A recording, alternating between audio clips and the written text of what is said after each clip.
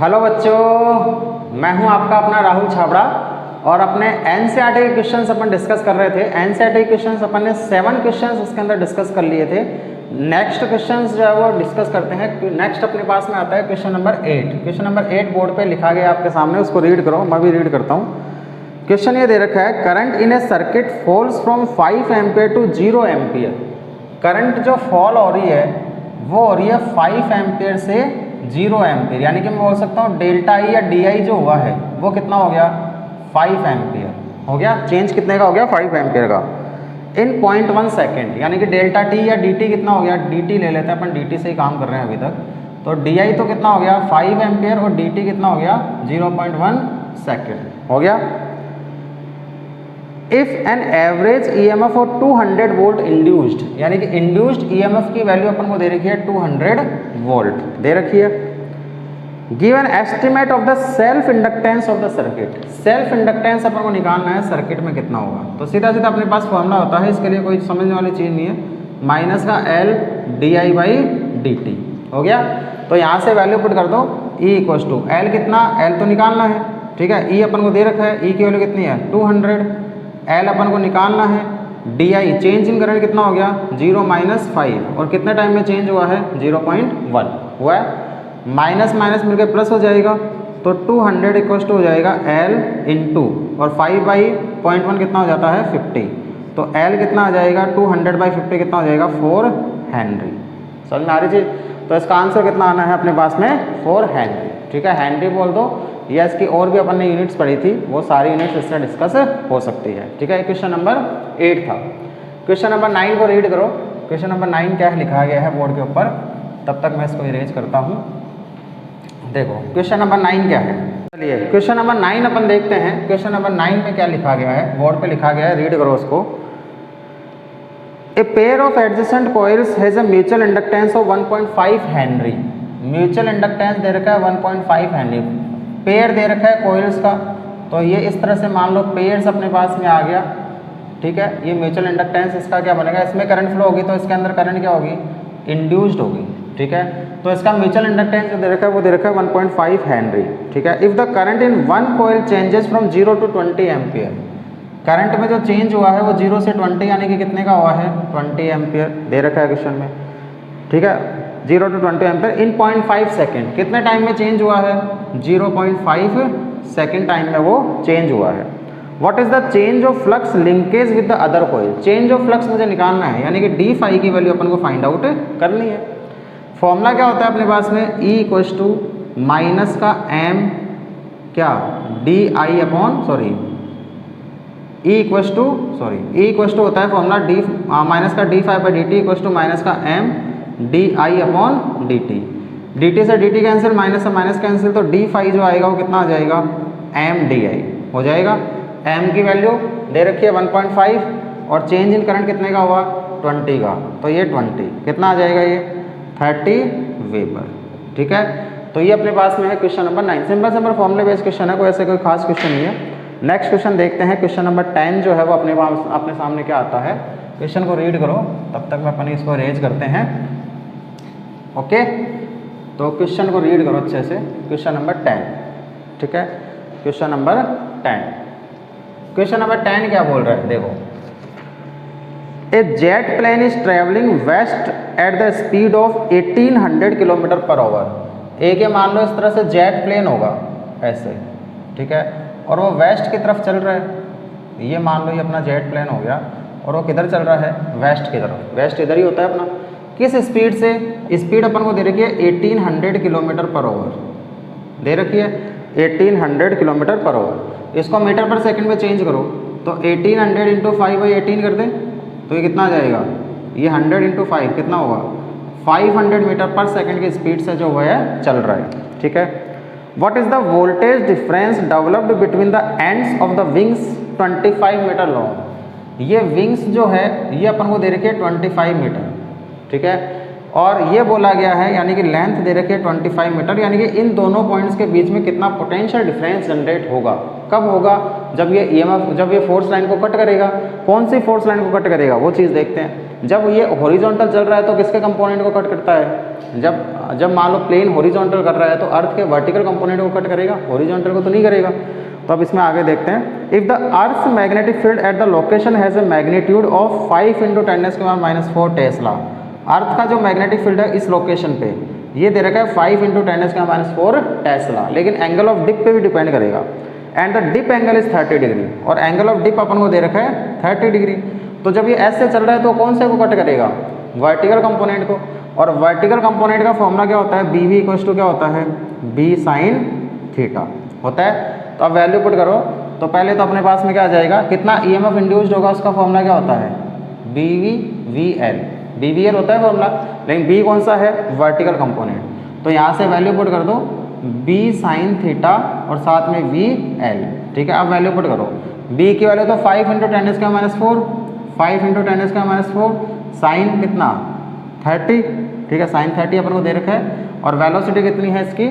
500, और लेंथ कितनी दे रखी है? 25 मीटर, ठीक है। अब इसको आगे सोल्व कर लो, ये तो कितना हो जाएगा? 25, 2 0 से तो 2 0 कैंसिल, 25 × 5 125, 125 × 5 625, 625 × 10⁻² इंटू साइन 30 की वैल्यू 1/2, ठीक है। अब इसको आगे सोल्व कर सकते हैं, कितनी बार जाएगा ये?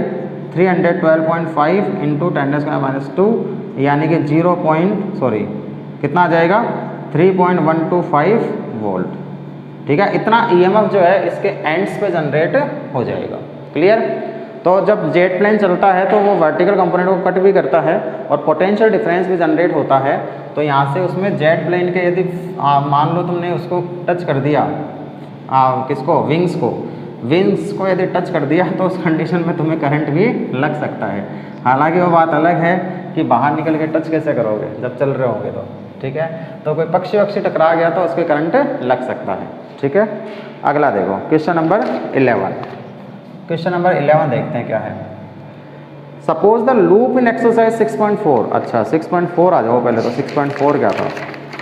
हाँ 6.4 अपना ऐसा कोई लूप था, देखो याद हो अपन ने कल किया था एक 6.4 वाला क्वेश्चन, कि ऐसा एक लूप चल रहा था, ठीक है। वो दो तरीके से चलाया था अपन ने, एक तो ऐसे चलाया था और एक ऐसे चलाया था। ये लेंथ दे रखी थी अपन को 8 सेंटीमीटर, ठीक है, और ये लेंथ दे रखी थी अपन को 2 सेंटीमीटर, ठीक है। ऐसा कुछ दे रखा था और मैग्नेटिक फील्ड दे रखा था इसके अंदर 0.3 टेस्ला। जो मैग्नेटिक फील्ड है वो दे रखा था 0.3 टेस्ला, ऐसा दे रखा था, ठीक है। अब क्वेश्चन देखते हैं। Suppose the loop in exercise 6.4 is stationary but the current feeding the electromagnet that produces the magnetic field is gradually reduces so that the field decrease. यानी कि मैग्नेटिक फील्ड कांस्टेंट नहीं है। मैग्नेटिक फील्ड जो ये produce हो रहा है वो जिस करंट से प्रोड्यूस हो रहा होगा था उस करंट को अपन ने ग्रेजुअली डिक्रीज करना शुरू कर दिया, ठीक है, यानी रिड्यूस करना शुरू कर दिया। From its initial value of 0.3 Tesla eight the rate of 0.02 Tesla पर सेकेंड। तो पहले कितना था? पहले तो था B = 0.3 टेस्ला, लेकिन अब कितने से चेंज हो रहा है? dB/dt की यदि अपन बात करें पर सेकंड कितना चेंज हो रहा है यहाँ पे? 0.02 टेस्ला, 0.02 टेस्ला पर सेकेंड ये चेंज हो रहा है। If the cut is joined and the loop has a resistance of points. इसमें कट लगा था पहले ऐसे, लेकिन अब क्या कर दिया? कट को ज्वाइन कर दिया, ठीक है। और इस लूप का जो रेजिस्टेंस बना है वो रेजिस्टेंस की वैल्यू अपन को दे रखी है 1.6 ओम दे रखा है। How much power is dissipated by the loop as heat, what is the source of this power. तो इसके अंदर जब करंट फ्लो होगी तो कितनी पावर जो डिसिपेट होगी ये अपन को फाइंड आउट करना है। समझ में आ गया क्वेश्चन? तो पहले तो ये देखो कि इसके अंदर वेलोसिटी और दे रखी थी अपन को, वेलोसिटी कितनी दे रखी थी? 1 सेंटीमीटर पर सेकेंड। तो इसके अंदर वेलोसिटी जो ये चल रहा था 1 सेंटीमीटर पर सेकेंड, यानी कि 10⁻² मीटर पर सेकेंड हो जाएगा। अब यहाँ से देखो, अब मुझे पता लगाना है कि जब इसमें करंट फ्लो होगी तो किसके अंदर कितनी हीट जो है वो यहाँ से प्रोड्यूस होगी, वो चीज़ अपन को यहाँ से देखनी है। क्लियर? तो अब यहाँ से देखो EMF का जो अपने पास है फॉर्मूला होता है वो क्या होता है? E = d∅/dt हो जाएगा। और फाई क्या होता है? B × A, magnetic field × area. तो फाई का फॉर्मूला अपने पास में क्या आता है? दिख नहीं रहा होगा शायद आप लोगों को, मैं एक बार नीचे लिख देता हूँ इसको। तो EMF का जो फॉर्मूला होता है वो अपने पास में आता है E = d∅/dt, और फाई होता है अपने पास में BA। तो यहाँ से E जो आएगा वो आ जाएगा d/dt और साथ में क्या आ जाएगा BA। अब एरिया तो कांस्टेंट है, मैग्नेटिक फील्ड चेंज हो रहा है, तो यहाँ से E का जो फॉर्मूला बनेगा वो क्या होगा, एरिया तो बाहर आ जाएगा और अंदर क्या रह जाएगा, dB/dt रह जाएगा। अब एरिया कितना है इसका, एरिया तो अपन बता सकते हैं 8 × 2 सेंटीमीटर स्क्वायर, यानी कि 16 × 10⁻⁴ मीटर स्क्वायर, और dB/dt अपन को दे रखा है कितना, 0.02 हो जाएगा। तो कितना हो जाएगा, 32 × 10⁻⁻⁶ वोल्ट। इतना तो EMF जनरेट होगा, तो इतना EMF जनरेट होगा तो करंट कितनी आएगी, E/R। ठीक है, तो E/R, R दे रखा है 1.6, तो 32 × 10⁻⁶ अपॉन 1.6 कितना आ जाएगा, पॉइंट हटाएंगे तो 10 ऊपर जाएगा, इसको कम कर देगा और ये 2 टाइम जाएगा, 2 × 10⁻⁵ एम्पियर। इतनी करंट फ्लो होगी। तो जब इतनी करंट फ्लो होगी तो एनर्जी कितनी लॉस होगी, हीट पावर कितनी लॉस होगी। तो पावर का फॉर्मूला अपन सीधा सीधा क्या बोल सकते हैं, चाहे तो I² R कर दो या फिर E² अपॉन R कर दो। इतनी पावर जो यहाँ से लॉस होती जाएगी, तो यहाँ से अपन बोल सकते हैं E² अपॉन R या I² R, कोई सा फॉर्मूला पुट कर दो। तो जैसे मैं I² R का फॉर्मूला पुट करता हूँ तो I² तो कितना हो जाएगा 4 × 10⁻⁻10 और R कितना दे रखा है 1.6, कितना हो जाएगा 6.4 × 10⁻⁻10 वाट। इतनी हीट जो है वो पर सेकंड यहाँ से फ्लो लॉस जो है वो होती जाएगी। क्लियर। नेक्स्ट देखो क्वेश्चन नंबर 12। क्वेश्चन नंबर 12 देखते हैं, वो भी अच्छा क्वेश्चन है। ठीक है, लास्ट क्वेश्चन है इसके आज का, उसके बाद में कल करेंगे बाकी क्वेश्चंस। तो क्वेश्चन नंबर 12 को रीड करो, तब तक मैं इसको साफ करता हूँ। ज़िंदगी साफ करने में ही निकल गई ये चीज़ों को, और तो क्या किया है, लिखा है, मिटाया है ना। क्वेश्चन नंबर 12, चलो। A square loop of side 12 centimetre, एक स्क्वायर लूप अपने पास में ऐसा, ठीक है, इस टाइप का सा, और इसकी साइड अपन को दे रखी है कितनी 12 centimetre. A square loop of side 12 centimetre with its sides parallel to the X and Y axis, X और वाई एक्सिस के पैरेलल इसकी साइड्स हैं। तो ये एक्स हो गया मान लो, और इधर अपन ले लेते हैं ये वाई हो गया। ठीक है, तो इस तरह से पैरेलल है। Moves with the velocity of 8 centimetre per second in the positive X direction, इधर की तरफ चल रहा है। कितनी वेलोसिटी से, वेलोसिटी अपन को दे रखी है 8 सेंटीमीटर पर सेकंड, यानी कि 8 × 10⁻² मीटर पर सेकंड। इतनी वेलोसिटी से चल रहा है, चलने दो भैया। In an environment containing a magnetic field in the positive Z direction, positive Z direction का मतलब परपेंडिकुलर आउटवर्ड, इस मैग्नेटिक फील्ड में चल रहा है। ठीक है, तो परपेंडिकुलर आउटवर्ड को अपन डॉट से डिनोट करते हैं, तो मैंने यहाँ से डॉट से क्या बना दिया, परपेंडिकुलर आउटवर्ड जो मैग्नेटिक फील्ड बना दिया। ठीक है, इस तरह का ये क्या है, मैग्नेटिक फील्ड। ठीक है, the field is neither uniform in space nor constant in time, यानी कि जब से वो आगे चल रहा है तो एक तो स्पेस के साथ में या डिस्टेंस के साथ में भी चेंज हो रहा है, और दूसरा टाइम के साथ में भी मैग्नेटिक फील्ड चेंज हो रहा है। यानी कि यहाँ पड़ा रहेगा तो भी मैग्नेटिक फील्ड टाइम के साथ में चेंज हो रहा है, और ये चल भी रहा है तो भी टाइम के साथ भी चेंज हो रहा है। दूसरी जगह तो मैग्नेटिक फील्ड अलग ही हो गया, यानी कि मैग्नेटिक फील्ड जो है वो डिस्टेंस के साथ भी चेंज हो रहा है और टाइम के साथ भी चेंज हो रहा है। बड़ा ही अच्छा क्वेश्चन है। किस स्पीड से चेंज हो रहा है, it has a gradient of 10⁻³ tesla per centimetre along the negative X direction. इधर की तरफ जो है वो मैग्नेटिक फील्ड जो चेंज हो रहा है dB/dx, ये अपन को दे रखा है 10⁻³ टेस्ला, -3 टेस्ला पर सेंटीमीटर बोल दो, तो मैं बोल दूंगा 10⁻⁵ टेस्ला पर मीटर। ठीक है, इतने से तो डिस्टेंस के साथ चेंज हो रहा है। It has a gradient of 10⁻³ tesla per centimetre along the negative X direction, that is it increases by 10⁻³ tesla per centimetre as one moves in the negative X direction. यदि इधर की तरफ चला गया तो पर सेंटीमीटर इतना मैग्नेटिक फील्ड इंक्रीज हो रहा है, तो अपन को तो मेनली चेंज देखना है, तो वो बढ़ रहा हो चाहे घट रहा हो, उससे अपन को कोई फर्क नहीं पड़ता है।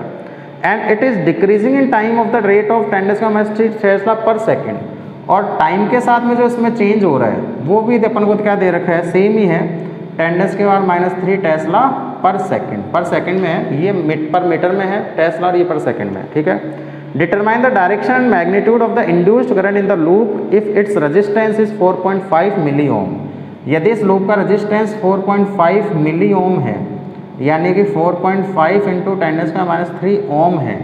तो मुझे पता लगाना है, एक तो डायरेक्शन की बात तो बाद में देखेंगे, magnitude of the induced current, जो इंड्यूस्ड करंट जनरेट होगी वो कितनी होगी।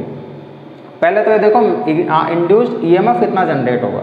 तो ईएमएफ दो चीज़ों से जनरेट होगा, एक तो डिस्टेंस के साथ में चेंज हो रहा है उससे, और एक टाइम के साथ में चेंज हो रहा है उससे। तो 1 बाई 1 दोनों देखते हैं। पहले मैं मान लेता हूँ डिस्टेंस के साथ में किस चेंज हो रहा है। तो डिस्टेंस के साथ में जो चेंज हो रहा है उसको किस तरह से निकालेंगे, ईएमएफ का फॉर्मूला E = d∅dt, ऐसा ही होगा, ठीक है। और फाई क्या होता है, B × A, तो ये हो जाएगा d/dt और साथ में क्या आ जाएगा B × A हो जाएगा। अब देखो क्या क्या चेंज हो रहा है, एरिया तो कांस्टेंट है, इसको तो बाहर निकाल लो, अंदर क्या रहेगा एरिया और dB/dt, ठीक है। तो पहले अपन डिस्टेंस के साथ में देखते हैं। तो मैं क्या करता हूँ, इसको ऊपर नीचे dx से मल्टीप्लाई कर देता हूँ, a dx/dt इंटू dB/dx। देखो इसमें कुछ चेंज हुआ क्या, dx से dx कैंसिल हो जाएगा, वापस से वो ही आ जाएगा dB/dt, ठीक है। और dx/dt क्या होती है, वेलोसिटी होती है, तो av dB/dx हो जाएगा। तो यहाँ से E1 जो डिस्टेंस के साथ में जनरेट होगा वो क्या हो जाएगा, एरिया कितना है 12 सेंटीमीटर साइड है, तो एरिया हो गया 144 इंटू 10⁻⁴, ठीक है। वेलोसिटी कितनी दे रखी है अपन को, ये 8 इंटू 10⁻², 8 इंटू 10⁻², ठीक है। और dB/dx कितना दे रखा है, dB/dx दे रखा है 10⁻5 टेस्ला पर मीटर, 10⁻5 टेस्ला पर मीटर, ठीक है। अब इसको आगे सोल्व करना और कुछ नहीं करना।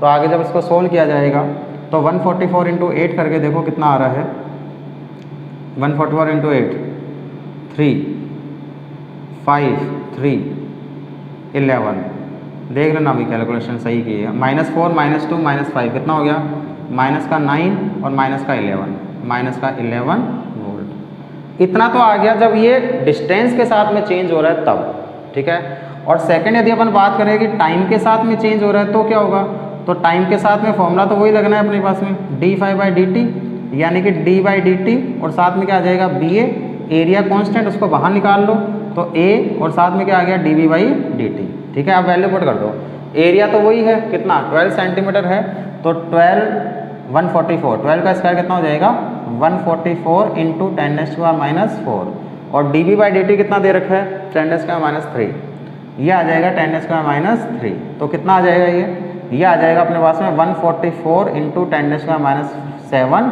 वोल्ट, ठीक है।